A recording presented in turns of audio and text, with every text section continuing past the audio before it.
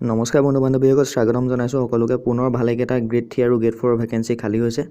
তো ইয়াতে ফুল ইনফৰমেশ্যনটো চাবৰ কাৰণে ভিডিঅ'টো শেষলৈ চাব আৰু ইয়াৰে অফিচিয়েল ৱেবছাইটৰ লিংক ডেছক্ৰিপশ্যনত দিয়া আছে। আপোনালোকে ডেছক্ৰিপশ্যনৰ পৰা খুলি আহি পিনি যিটো এডভাৰটাইজমেণ্ট ডিটেইলছ দেখা পাব ইয়াতে খোলা পাব। মই অফিচিয়েল এডভাৰটাইজমেণ্টটো আপোনালোকক খুলি দেখাই দিছোঁ। তো এইটো হৈছে অফিচিয়েল এডভাৰটাইজমেণ্ট। এইটো DC অফিচৰ ফালৰ পৰা আহিছে লখিমপুৰ। ইয়াতে অসমৰ সকলো ডিষ্ট্ৰিক্টৰ কেণ্ডিডেটে আবেদন কৰিব পাৰে। এইখিনি হৈছে অসম চৰকাৰৰ ৰেগুলাৰ চাকৰি। তো ইয়াতে কেইবাটাও ভেকেঞ্চি খালী হৈছে। ফলোয়িং 6টা ভেকেঞ্চি ইয়াতে খালী হৈছে আৰু ইয়াতে চাব আপোনালোকে কেনেকুৱা ধৰণৰ দিয়া আছে। ফৰেনাৰ ট্ৰিবিউনেল লখিমপুৰৰ কাৰণে আছে, ফৰেনাৰ ট্ৰিবিউনেল 2 লখিমপুৰৰ কাৰণে আছে। তেতিয়া চাব ভেকেঞ্চিবিলাকৰ নাম দিয়া আছে। প্ৰথমতে আছে লোৱাৰ ডিভিজন এছিষ্টেণ্ট গ্ৰেড 3 কাৰণে আছে এটা ভেকেঞ্চি। ইয়াতে আনৰিজাৰ্ভৰ প্ৰাৰ্থী আবেদন কৰিব পাৰিব, অৰ্থাৎ সকলো কাষ্টৰ কেণ্ডিডেটে আবেদন কৰিব পাৰে। 2 নম্বৰতে আছে বেঞ্চ এছিষ্টেণ্ট গ্ৰেড 3 এটা ভেকেঞ্চি আছে। টাইপিছৰ আছে গ্ৰেড 3 এটা ভেকেঞ্চি আৰু পিয়নৰ গ্ৰেড 4 ভেকেঞ্চি আছে এটা। আৰু 2 নম্বৰতে আছে লোৱাৰ ডিভিজন এছিষ্টেণ্ট গ্ৰেড 3 এটা আৰু টাইপিছ গ্ৰেড 3 এটা। তো এনেকৈ আপোনালোকৰ মুঠ ভেকেঞ্চি হৈছে 6টা আছে। আৰু ইয়াতে ফৰেনাৰ ট্ৰিবিউনেল 1 আৰু 2 দুটা ভাগত ভাগ কৰি দিয়া আছে।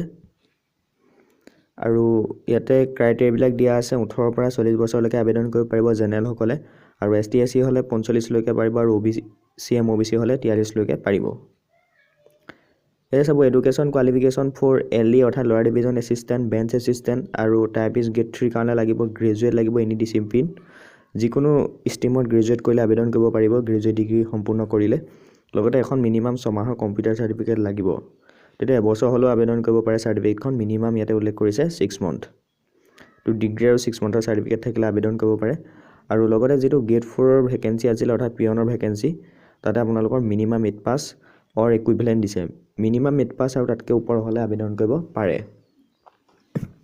তো ইয়াতে দিছে হাউ টু এপ্লাই কৰিবৰ কাৰণে আপোনালোকে ইয়াতে লিংক দিয়া আছে 2টা। তো ইয়াতে আবেদন কৰিব পাৰে।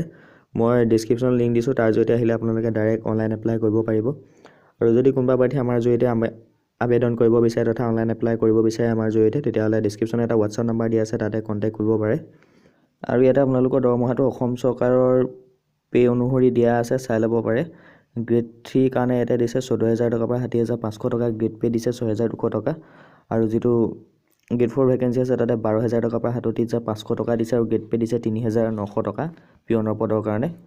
আৰু ইয়াতে উল্লেখ আছে 9 জানুৱাৰীৰ পৰা 24 জানুৱাৰীলৈকে আবেদন কৰিব পাৰিব।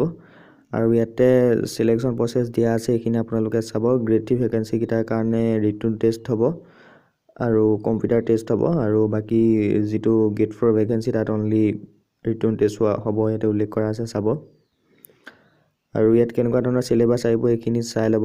পিয়নৰ কাৰণে 100 মাৰ্কছৰ আহিব, general knowledge, general English, language test হ'ব আছামিজ। আৰু ইয়াতে উল্লেখ কৰা আছে এটা কথা চাব, written examination for the post of grade 4। যিটো গ্ৰেড 4ৰ ৰিটন এক্সাম সেইটো অনুষ্ঠিত হ'ব 14 ফেব্ৰুৱাৰী তাৰিখে। তো ইয়াতে ডেটটো দি দিয়া আছে, এইটো চাই ল'ব।